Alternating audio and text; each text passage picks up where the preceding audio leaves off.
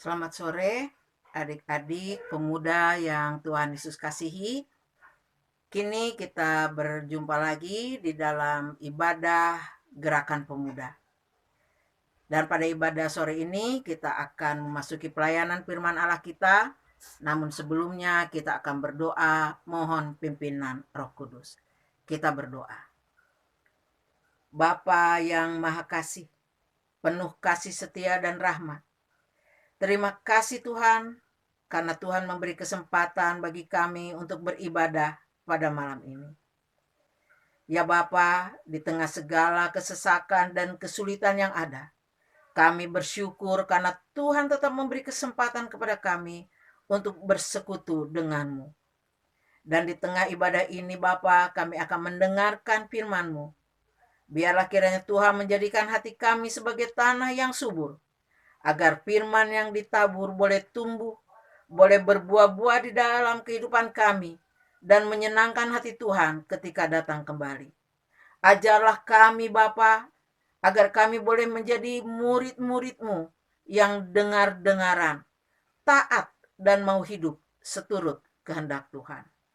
Berfirmanlah, karena kami anak-anak-Mu siap untuk mendengar. Dalam nama Tuhan Yesus, kami sudah berdoa. Amin. Adik-adik pemuda yang Tuhan Yesus kasihi, pembacaan firman Allah kita pada malam ini terambil dari Amos pasalnya yang ke-6, ayatnya yang pertama sampai ayat yang ke-14. Tuhan berfirman, rasa tentram yang palsu. Celaka atas orang-orang yang merasa aman di Sion, atas orang-orang yang merasa tentram di Gunung Samaria, atas orang-orang terkemuka dari bangsa yang utama, orang-orang yang kepada mereka kaum Israel biasa datang. Menyeberanglah ke Kalne dan lihat-lihatlah. Berjalanlah dari sana ke Hamat yang besar itu, dan pergilah ke Gat orang Filistin. Adakah mereka lebih baik dari kerajaan-kerajaan ini? Atau lebih besarkah daerah mereka dari daerahmu?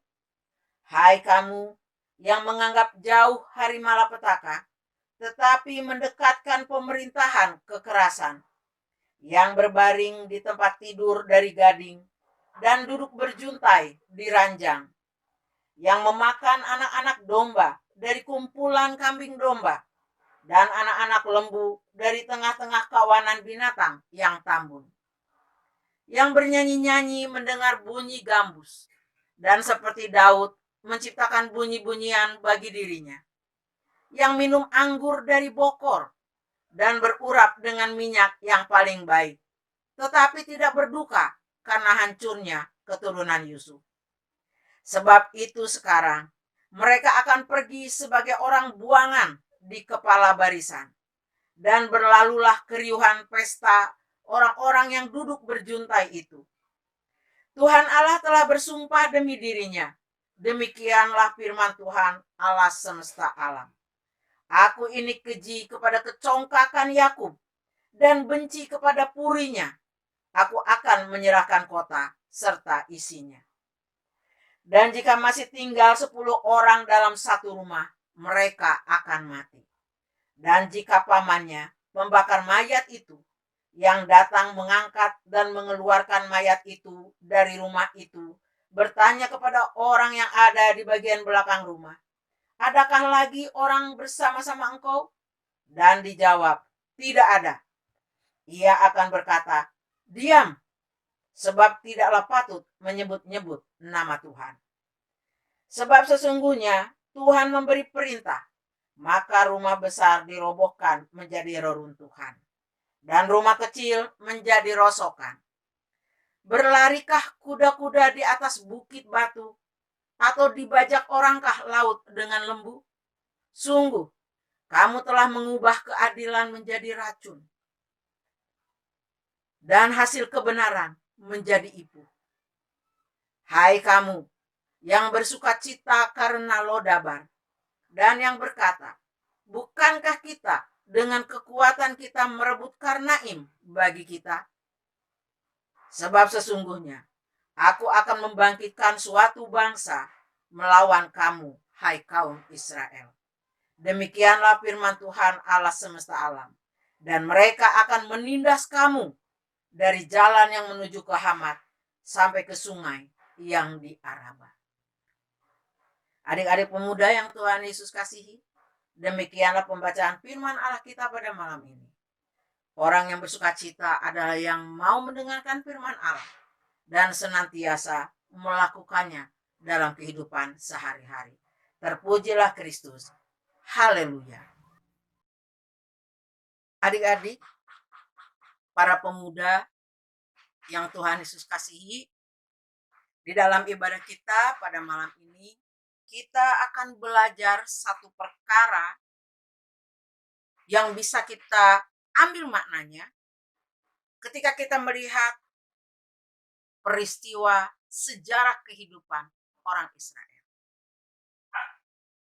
Firman Allah pada malam ini berbicara tentang bagaimana kita beribadah kepada Tuhan sesuai dengan yang Tuhan inginkan. Ibadah yang menyenangkan hati Tuhan.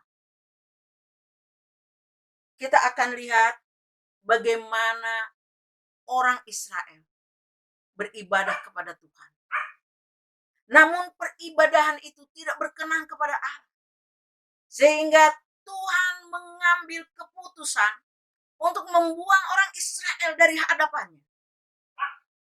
Kalau kita pelajari dari Amos tadi, kita akan melihat bagaimana perbuatan, perilaku orang Israel di hadapan Tuhan pada zaman Amos. Kita akan lihat ayat-ayat yang sudah kita baca kembali tadi.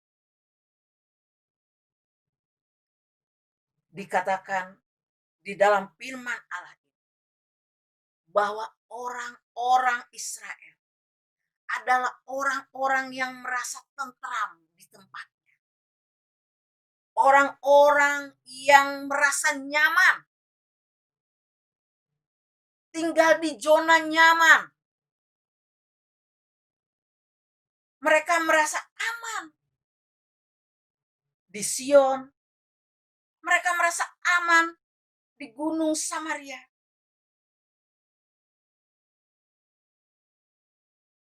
Mereka menjadi orang-orang yang mementingkan keamanannya sendiri.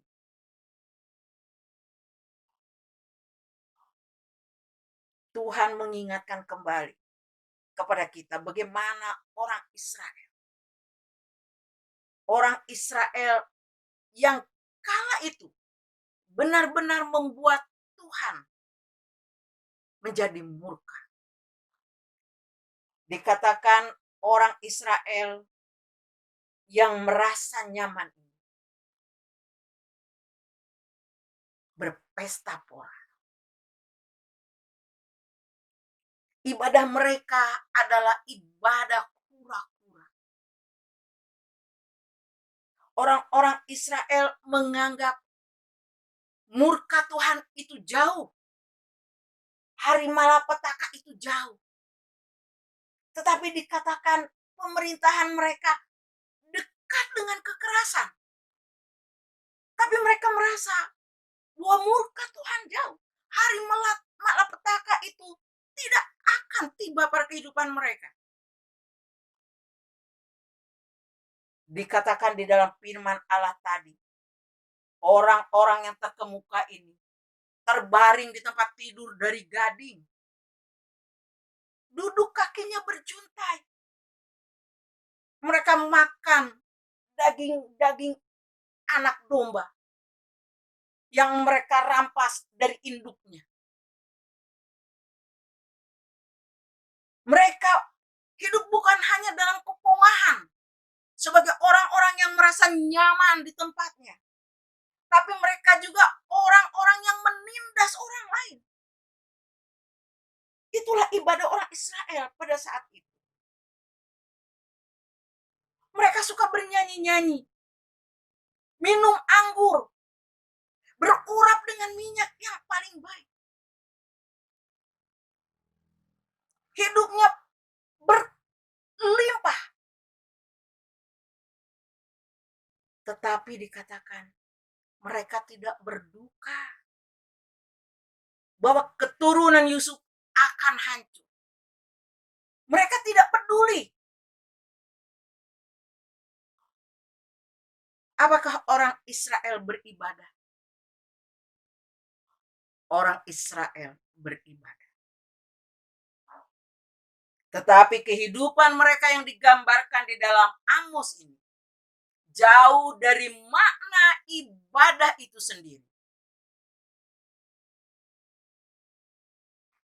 Kehidupan orang Israel, perbuatan mereka tidak selaras, tidak sesuai dengan hakikat ibadah yang sesungguhnya. Karena itu Tuhan mengambil keputusan untuk membuang orang Israel dari hadapannya. Dikatakan bahwa Tuhan akan membuang mereka. Dan akan ada bangsa yang menindas mereka dari tepi jalan. Dari jalan awal sampai ujung jalan akhirnya. Dikatakan bangsa itu akan menindas habis orang Israel. Adik-adik yang Tuhan Yesus kasihi, orang Israel beribadah. Tetapi dalam implementasi kehidupan mereka, mereka adalah orang-orang yang pongah. Mereka adalah orang-orang yang suka berhura-hura. Mereka orang yang menindas orang miskin. Menindas orang lain. Mereka suka pesta dan mabuk-mabuk. Minum anggur dari bokor. Mereka merasa orang penting di tempat zona nyamannya. Karena itu dikatakan Allah sangat murka kepada kecongkakan Yakub ini. Yang menganggap bahwa Tuhan tidak akan murka kepada mereka.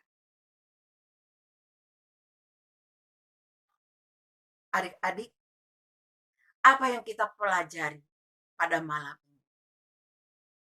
Kita dapat mengambil makna bahwa ibadah yang sejati dari umat Tuhan, yang Tuhan inginkan adalah mengimplementasikan firman Allah, keinginan Allah di dalam kehidupan sehari-hari. Kita akan lihat dari Roma, kita akan lihat dari kitab Roma, pasalnya yang ke-12. Kita akan baca 2 ayatnya yang pertama. Roma pasal 12 ayat 1 dan 2. Karena itu saudara-saudara, demi kemurahan Allah aku menasehatkan kamu, supaya kamu mempersembahkan tubuhmu sebagai persembahan yang hidup, yang kudus, dan yang berkenan kepada Allah. Itu adalah ibadahmu yang sejati. Janganlah kamu menjadi serupa dengan dunia ini, tetapi berubahlah oleh pembaharuan budimu, sehingga kamu dapat membedakan mana kehendak Allah, apa yang baik, yang berkenan kepada Allah, dan yang sempurna. Di dalam kitab Roma, surat Roma ini, Paulus mengingatkan, ibadah kita yang sejati, yang hakiki adalah hidup kita. Tubuh kita ini, supaya kita menjadi baru. tidak sama dengan dunia ini. Ibadah kita yang sejati adalah ketika kita mempersembahkan hidup kita, seluruh perbuatan kita, perilaku kita tidak serupa dengan dunia ini. Adik-adik yang Tuhan Yesus kasihi, ibadah yang sejati adalah ibadah di mana kita membaharui hidup kita, melakukan apa yang Allah inginkan. Kamu dapat membedakan mana kehendak Allah, apa yang baik, yang berkenan kepada Allah dan yang sempurna. Itu adalah ibadah yang sejati. Ibadah yang sejati adalah implementasi, wujud nyata melalui kehidupan kita sehari-hari. Persekutuan dengan Tuhan adalah penting. Persekutuan dengan sesama juga tidak kalah penting. Tetapi ibadah itu dapat menjadi ibadah yang sesungguhnya ketika kita mengimplementasikan apa yang kita peroleh di dalam persekutuan, di dalam ibadah kita ini, dalam kehidupan sehari-hari. Kita diperbaharui hari demi hari, minggu demi minggu. Hidup kita selalu baru. Semakin serupa dengan Tuhan Yesus. Jangan serupa dengan dunia ini. Jadi ketika di dalam sebuah peribadahan, kita diajar untuk mengasihi sesama, maka kita implementasikan itu di dalam kehidupan kita sehari-hari. Bagaimana kita mengasihi sesama kita, mau mengampuni, mau peduli. Bukan seperti orang Israel yang menindas bangsanya sendiri. Dikatakan di dalam firman Allah dalam Amos tadi, berbaring di tempat tidur dari gading, duduk berjuntai, memakan anak domba dari kumpulan kambing domba, merampas, mengambil dari kumpulan domba itu untuk kesenangannya sendiri, kepuasannya sendiri. Orang Israel menindas, tidak memiliki kasih, tidak mengimplementasikan keinginan Allah di dalam kehidupannya sehari-hari.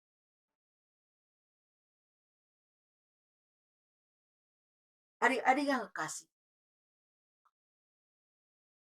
kita melaksanakan ibadah kita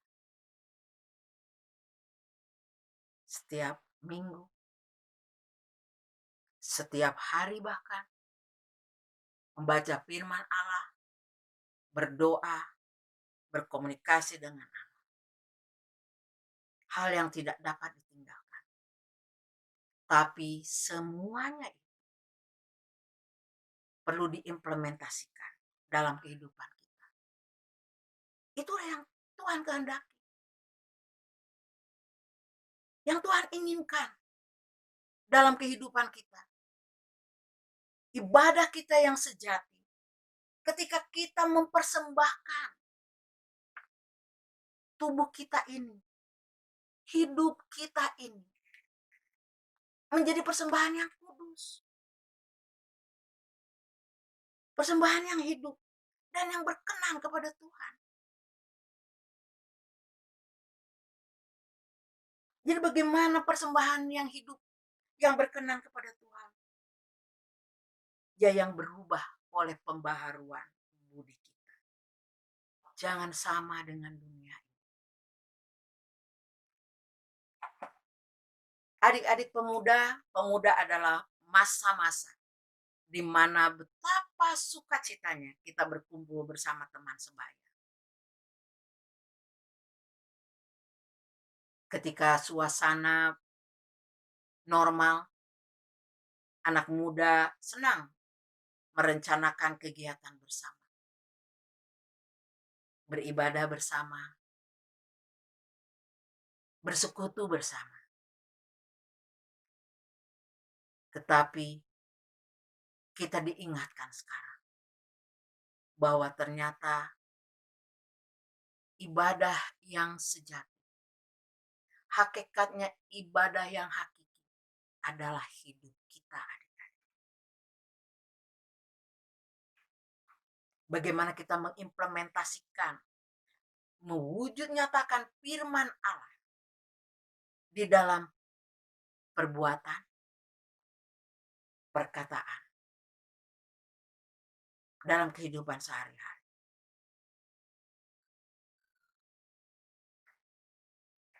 Ketika kita diberkati oleh Tuhan, ketika adik-adik diberkati oleh Tuhan dalam pendidikan, maka buktikan rasa syukur kepada Tuhan dan rasa terima kasih kepada orang tua dengan menempuh proses pendidikan dengan baik. Ketika adik-adik pemuda diberkati dengan pekerjaan yang baik oleh Tuhan, maka wujud nyatakan rasa syukur itu dengan melakukan pekerjaan itu dengan penuh rasa takut akan Tuhan. Menjadi pekerja yang punya etos kerja tinggi, jujur, memiliki integritas. Itulah persembahan yang hidup. Wujud nyata dari ibadah-ibadah kita setiap minggu, setiap hari. Wujud nyata adalah dalam kehidupan kita, dimanapun kita berada. Termasuk ketika adik-adik pemuda berada di dalam sebuah rumah tangga. Sebagai anak, sebagai kakak, sebagai adik. Bagaimana mewujud nyatakan posisi kehidupan sebagai anak terhadap orang tua, sebagai kakak terhadap adik, atau sebagai adik terhadap kakak.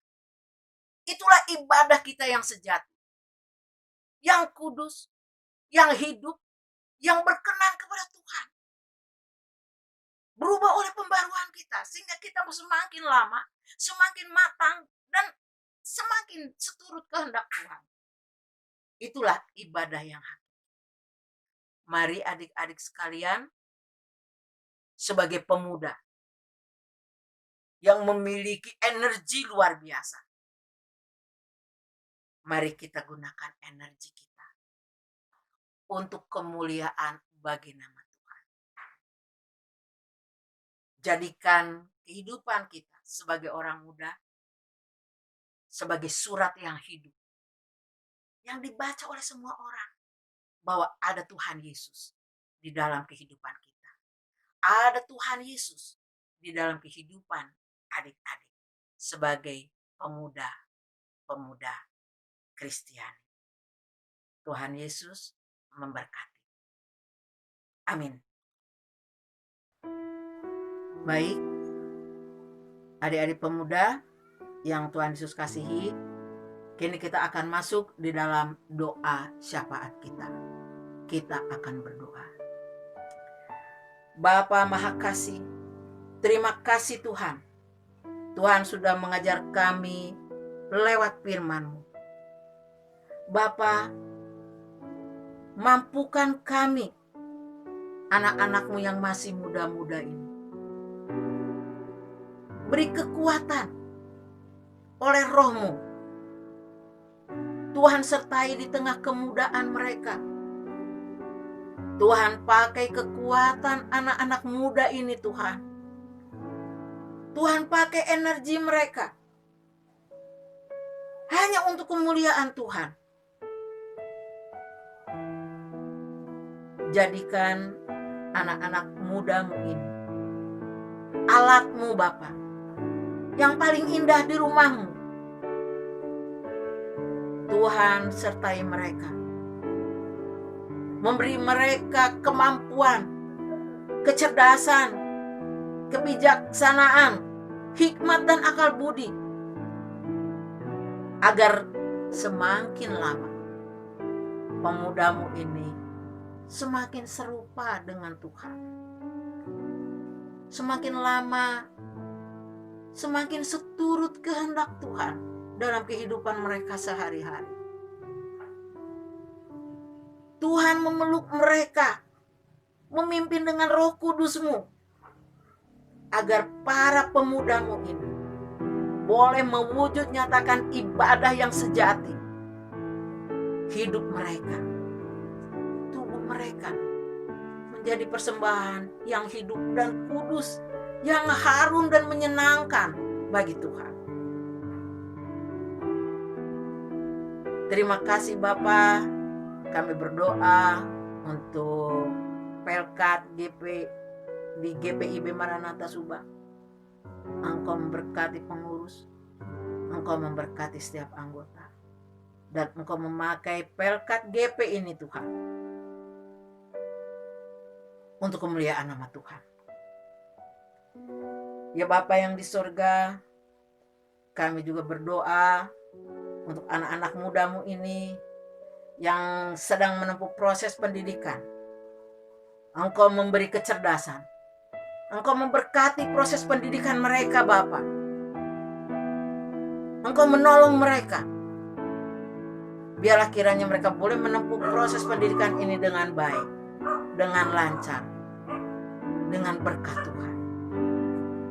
Juga kami berdoa untuk anak-anak muda-Mu yang sedang bergumul dalam pekerjaan. Engkau memberi mereka kekuatan, Engkau memberikan mereka kesabaran, di mana mereka memperoleh pekerjaan atau mereka sedang mencari pekerjaan. Engkau ada bersama-sama dengan anak-anak muda-Mu ini ya Bapa. Terima kasih Tuhan, kami percaya Engkau menyertai bahkan anak-anak muda-Mu yang sedang bergumul merencanakan sebuah pernikahan. Engkau campur tangan Bapa.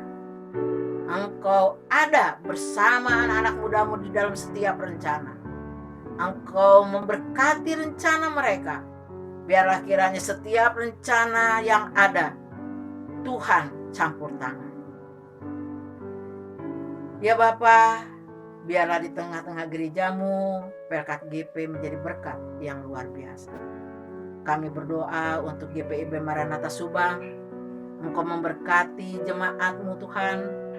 Engkau memberkati presbiter, pendeta, penatua, diaken, karyawan, koster, keamanan, bahkan setiap orang yang ambil bagian di dalam pelayanan di jemaat, komisi, para pelayan, semua Tuhan, Engkau berkati. Ya Bapa, kami juga berdoa, biarlah kiranya setiap keluarga di jemaat GPIB Maranatha Subang ini, Tuhan boleh hadir dan Tuhan menguatkan. Kami berdoa Bapa pada malam ini untuk kota kami, untuk negeri kami. Kami percaya bahwa di setiap perkara Tuhan boleh mendatangkan kebaikan. Di dalam setiap kesesakan, di dalam setiap kesulitan, Tuhan akan memberikan kekuatan. Bahkan Tuhan memberikan perlindungan, jalan keluar. Kami berdoa untuk bangsa kami, untuk kota kami, para pemimpin kami. Tuhan memberkati. Di tengah-tengah kesesakan ini, di tengah-tengah tekanan dan derita ini, kami yakin Tuhan menolong bangsa kami sehingga bisa menjadi pemenang. Ya Bapa di surga, kami menyerahkan doa sembahyang kami ini Tuhan ke dalam tangan-Mu. Hanya di dalam nama Tuhan Yesus Kristus yang sudah mengajar kami berdoa sempurna. Bapa kami yang bertata dalam surga, dikuduskanlah nama-Mu, datanglah kerajaan-Mu, jadilah kehendak-Mu di bumi seperti di surga. Berilah kami pada hari ini makanan kami yang secukupnya, dan ampunilah kami akan segala kesalahan kami, seperti kami sudah mengampuni orang yang bersalah kepada kami. Dan janganlah membawa kami ke dalam pencobaan, tetapi lepaskanlah kami daripada yang jahat. Karena Engkaulah yang mempunyai kerajaan dan kuasa dan kemuliaan sampai selama-lamanya. Amin.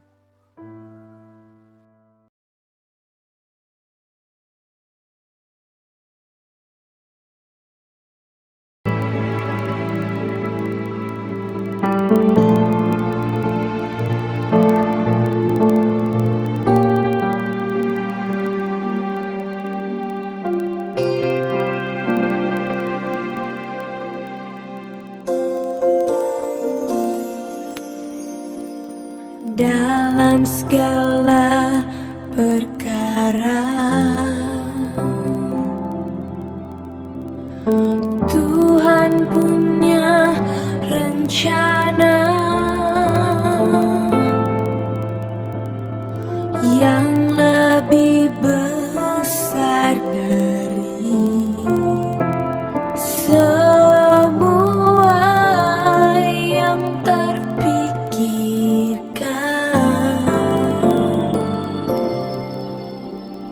apapun yang kau perbuat, tak ada maksud jahat. Sebab itu ku lakukan semua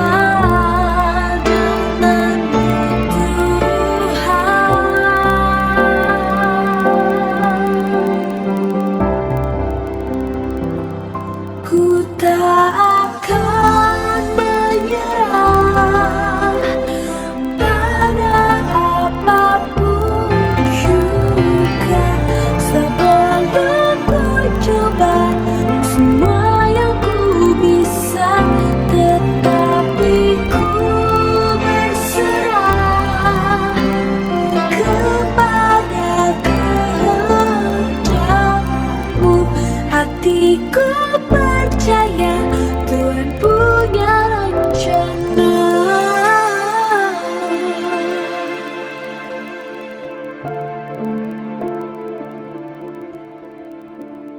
Seringkali dengan mudah kita berkata bahwa kita tidak akan pernah mampu, bahwa kita tidak akan pernah bisa melewati segala sesuatu yang ada di hadapan kita hari ini. Namun satu yang kita perlu ingat, bahwa di dalam menempuh perjalanan hidup ini, di saat kita naik gunung maupun turun ke dalam lembah, bahwa kita tidak pernah dibiarkan sendiri. Lewat segala sesuatu yang terjadi dalam hidup kita, Tuhan selalu ada bersama dengan kita. Dan satu yang perlu kita ingat, bahwa Dia tidak pernah mengizinkan sesuatu terjadi dalam hidup kita tanpa seizin daripadanya. Sebab sementara kita melewati segala sesuatu itu, Dia senantiasa memberikan kekuatannya bagi kita, untuk kita boleh cakap menanggung segala perkara. Itu sebabnya di dalam segala keadaan kita, jangan pernah menyerah kalah. Sebab Allah yang menyertai kita jauh lebih besar dari segala persoalan yang ada di dalam kehidupan kita. Dan satu lagi yang perlu kita catat, bahwa apapun yang kita alami tidak akan pernah melampaui